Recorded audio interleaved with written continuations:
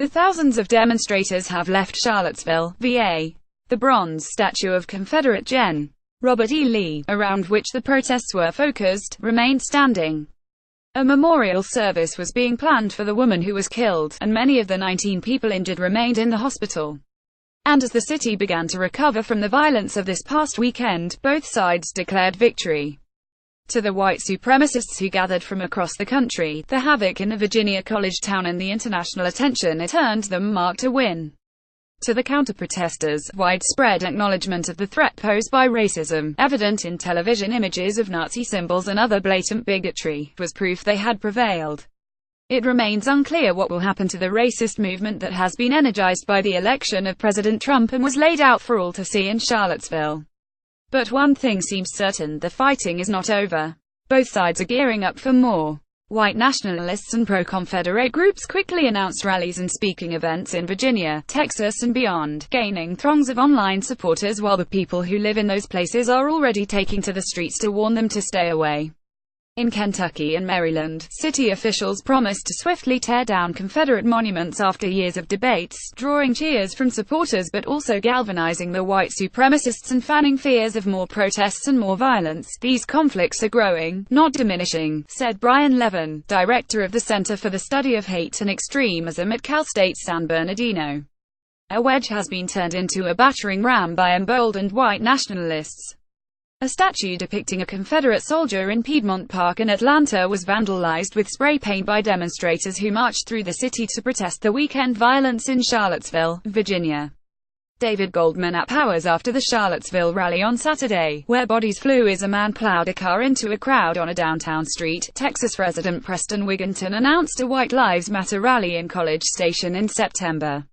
He said he wanted to carry on the campaign launched by those in Virginia. Today Charlottesville, tomorrow Texas a.m., said a news release issued by Wigginton, who has been identified as a white supremacist by civil rights groups. He vowed to fight the liberal agenda of white guilt and white genocide. On Monday, the university cancelled the rally, citing safety concerns. The event had been advertised as featuring Richard Spencer, a prominent white nationalist who promoted the Charlottesville rally. Wigginton said he would sue, and white nationalists across the U.S. defended his cause. The University of Florida said the same day that it was considering a request from Spencer to give a talk on campus on September 12. Spencer has also said he will to return Charlottesville. While white nationalists fought for speaking engagements, monuments came down. Residents of Gainesville, VA, wiped away tears of joy on Monday as workers used jackhammers to remove a Confederate statue nicknamed Old Joe that stood in front of a county building. The removal was scheduled last month, and the statue now sits in a private cemetery after the United Daughters of the Confederacy, a group made up of women who trace their ancestry to Southern Civil War figures, volunteered to take it. The same day, demonstrators in Durham, North Carolina, cheered as they used a lasso to topple a 15-foot statue of a Confederate soldier and started kicking its head. No cops, no KKK, no fascist USA, and we're the revolution, they chanted. The statue had stood since 1924 with a dedication to the boys who wore the gray. In Atlanta, protesters spray-painted a statue of a Confederate soldier and broke off a piece. Dozens of people gathered in Nashville and hundreds more in San Antonio to protest local monuments. The gatherings followed formal announcements in at least 5 cities that monuments would be taken down. On Sunday, Baltimore City Councilman Brandon Scott, who is black and a Democrat, took to Twitter to call for the immediate destruction of all 4 Confederate monuments in the city. Everywhere in this country, we have to remove these monuments and melt them down so nobody can ever idolize them again and wreak this havoc, he said in an interview. After Scott's tweet went viral, Democratic Baltimore Mayor Catherine Pugh lent her support to removing the monuments, including those of Gens.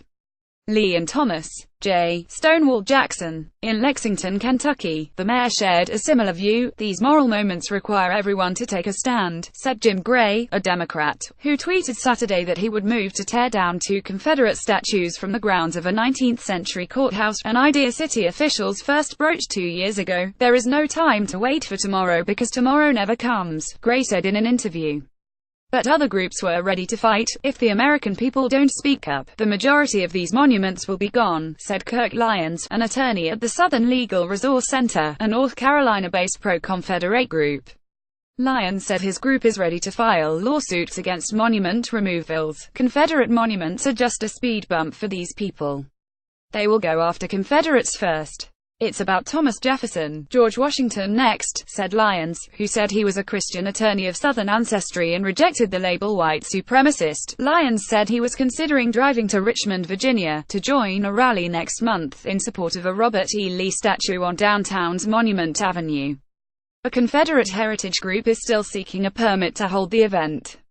A city commission is studying what to do with statues on the historic street popular with tourists, such as adding more historical context on the Civil War, replacing monuments nearby, paying tribute to black figures.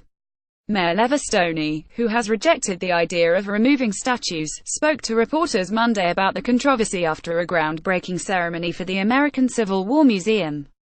He said he wanted the city to acknowledge the complete truth about its history as the Confederate capital. At the end of the day, those statues are offensive to me, very offensive to me, said Stoney, who is black. But you know what, I'm going to focus my time on destroying vestiges of Jim Crow where they live in our city, public housing, public education, you name it. Caption Jaweed.Kaleem at latimes.com. Jaweed Kaleem is the Times national race and justice correspondent. Follow him on Twitter, Facebook and Instagram. More national headlines.